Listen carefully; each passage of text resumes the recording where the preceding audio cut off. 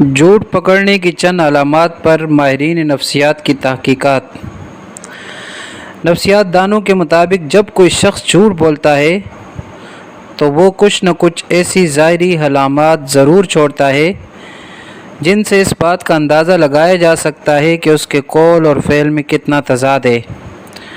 मसलन अगर आपका कोई करीबी शख्स आपको बताए बग़ैर किसी दूसरे के पास वक्त गुजारे या वहाँ वक्त गुजारे जहाँ आपको एतराज़ हो तो आपके पूछने पर वो कभी भी इस बात का इकरार नहीं करेगा। लेकिन अगर आप लड़ने झगड़ने के बजाय उससे बराह रास्त ये सवाल करें कि कल शाम या फ़लाँ वक्त तुम कहाँ थे, तो अगर वाकई उसके दिल में चोर होगा तो वो आपके सवाल पर घबरा जाएगा और थोड़ा नर्वस हो जाएगा। कुछ देर बाद मुमकिन है कि वो संभल कर जवाब देने में कामयाब हो जाए, लेकिन आपके सवाल पर ज़ाहिर होने वाली घबराहट इस बात का सबूत है कि वह कुछ न कुछ आपसे छुपा रहा है। झूठ बोलने वाला बराह रास्त मुखातब की आंखों में देख कर बात नहीं करता, वह अमूमन गुफ्तगू के दौरान इधर उधर ही देखता रहेगा। झूठ बोलने की एक अलामत पलकों को गैर मामूली तौर पर झपकाना भी है। एक पुरसुकून आदमी 1 मिनट में 20 या 30 बार पलकें झपकाता है, जबकि झूठ बोलते वक्त पलकें झपकाने के अमल में तेज़ी आ जाती है। झूठ बोलने वाला मुखातब के करीब बैठना पसंद नहीं करता, क्योंकि इस तरह वो अपने आप को गैर महफूज तस्वर करता है। अगर आप झूठ का सुराग लगाना चाहते हैं तो मुखातब के करीब बैठकर गुफ्तगू कीजिए। अमूमन होता यह है कि झूठ बोलने वाला गैर इरादी तौर पर थोड़ा पीछे हट जाता है या फिर दरमियान में कोई चीज़ जैसे बैग वगैरह रख देता है। अमरीकी नफ्सियात दानों डॉक्टर एलन और डॉक्टर चार्ल्स के मुताबिक झूठ और धोखाधड़ी के केस में झूठ बोलने वाले की नाक हल्की सी फूल जाती है, लेकिन ये तब्दीली इतनी मामूली होती है जिससे सिर्फ एक नफ्सियात दान ही नोट कर सकता है।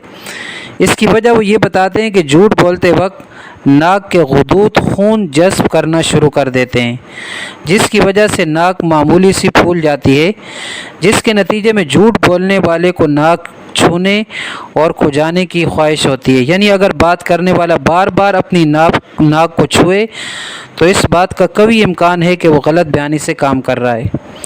झूठ बोलने की एक और आमद यह भी है कि झूठ बोलने वाला बस औकात जवाब देते हुए हिकलाने लगता है, क्योंकि वो मौजूद अल्फाज की तलाश में होता है।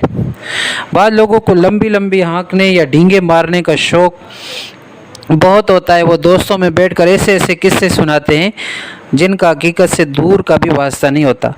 ऐसे किस्से कहानियों की हकीकत जानने का आसान तरीका यह है कि सच हमेशा आसान और सादा होता है। खामोशी से दोस्त की बात सुनते जाइए, दरमियान में बिल्कुल मुदाखलत न कीजिए। आपको सिर्फ ये गौर करना है कि वो कहानी को कहाँ तक पेचीदा बना रहा है।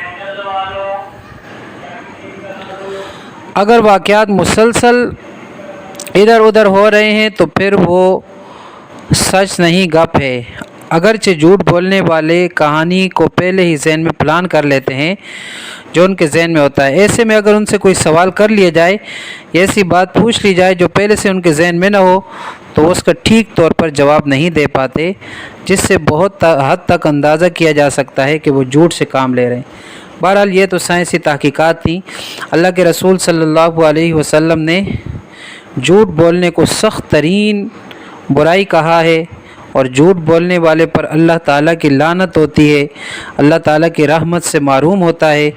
और झूठ एक बदबूदार और मुनाफिकाना अमल है। आप सल्लल्लाहु अलैहि वसल्लम ने हदीस में फरमाया, आयतुल मुनाफिक सलास, मुनाफिक की 3 निशानियाँ, एक रिवायत में 4 निशानियाँ। जब बात करे तो झूठ बोले, ये मुनाफिक की निशानी है।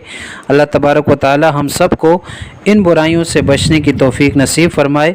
और झूठ जिसके दुनियावी नुकसानात, सेहत के नुकसानात और आखिरत के नुकसानात हैं, अल्लाह तबारक व तआला हमें इन तमाम बीमारियों से, इन तमाम बुराइयों से बचने की तौफीक नसीब फरमाए।